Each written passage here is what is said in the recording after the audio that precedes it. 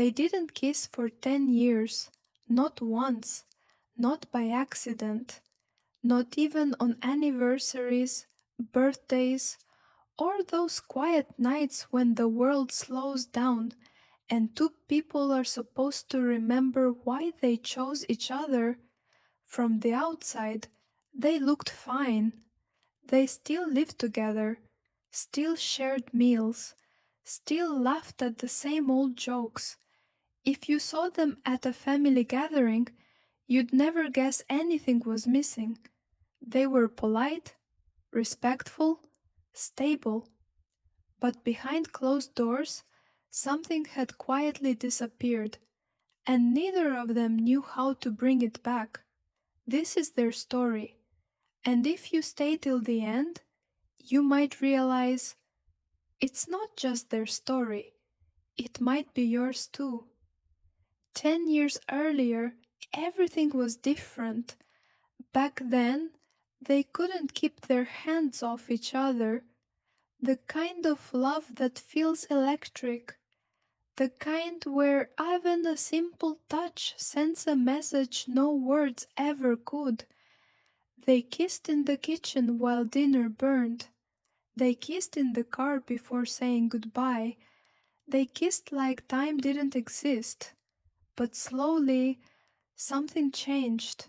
Not overnight, not dramatically, just little things.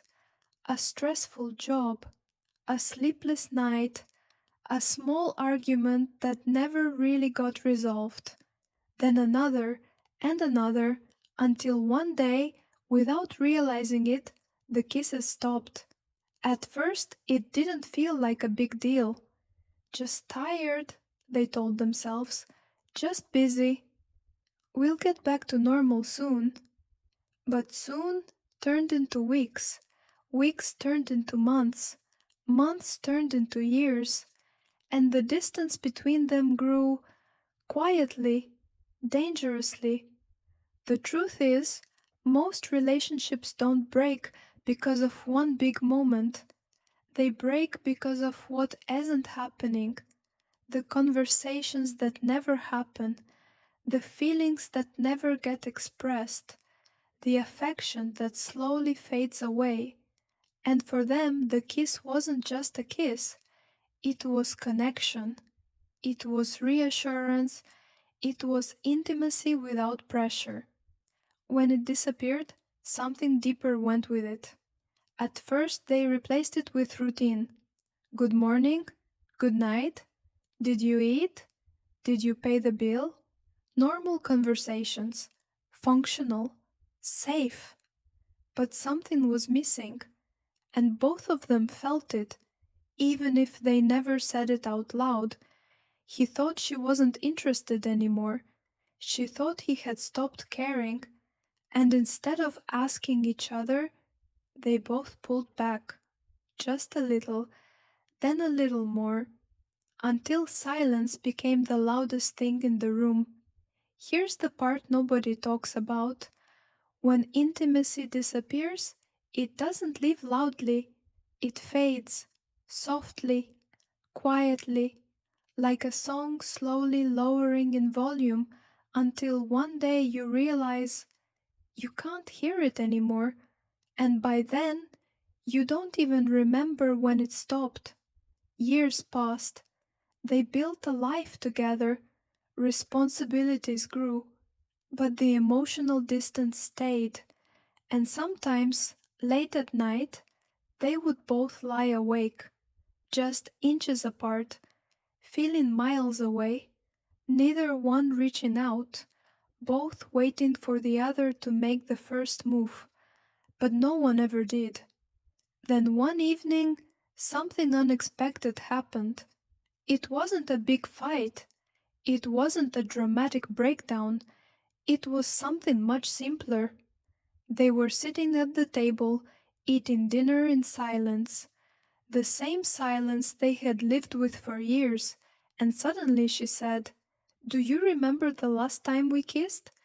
He froze, not because he didn't want to answer, but because he couldn't. He tried to think, Anniversary? No. Holiday? No. A random moment? Nothing. It was like trying to remember a dream that had already slipped away. I don't know, he finally said. And that's when it hit them. 10 years.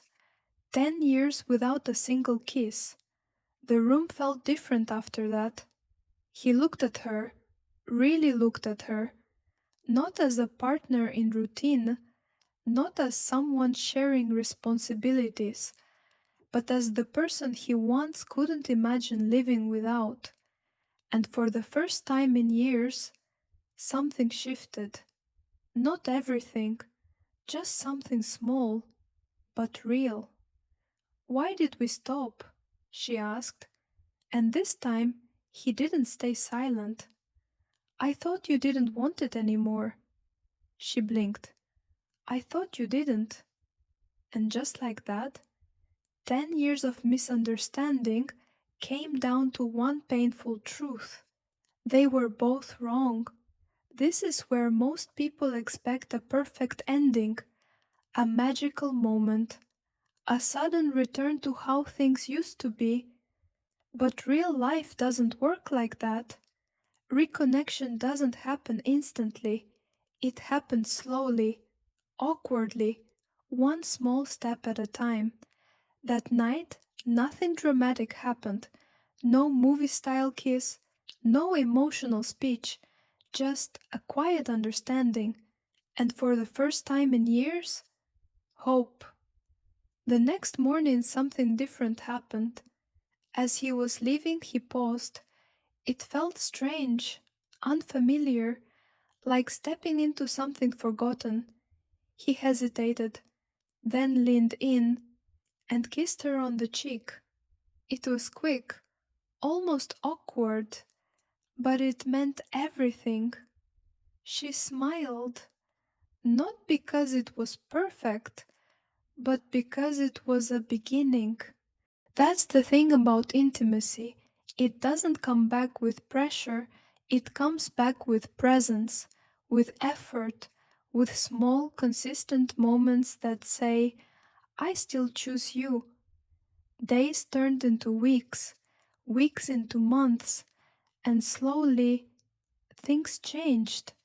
They talked more, laughed more, touched more, not forced, not rushed, just naturally, like rediscovering something they thought was lost forever. One evening, as they sat together watching TV, something happened again. No planning, no pressure. He looked at her, she looked back, and this time they kissed, not out of habit, not out of obligation, but because they wanted to, and in that moment, it felt like coming home. Here's what their story teaches us. It's not about the kiss, not really. It's about what the kiss represents: connection, attention, desire, care. And when those things fade, the relationship doesn't break instantly. It slowly drifts until two people who once felt inseparable start living like strangers. But here's the truth most people don't realize. It's not too late. Not after 1 year, not after 5, not even after 10. Because connection isn't something you lose forever, it's something you stop nurturing. And the moment you start again, it can come back. So if you're watching this right now and something feels off in your relationship, if the silence feels louder than the conversations, if the distance feels heavier than the closeness, ask yourself one question. When was the last time you truly connected? Not just talked, not just existed together, but felt each other's presence. Because sometimes it's not about fixing everything at once. It's about one small moment, one small gesture, one step toward each other. Maybe it's a conversation you've been avoiding. Maybe it's a touch you've been holding back. Maybe it's something as simple as a kiss. Don't wait 10 years to realize what's missing.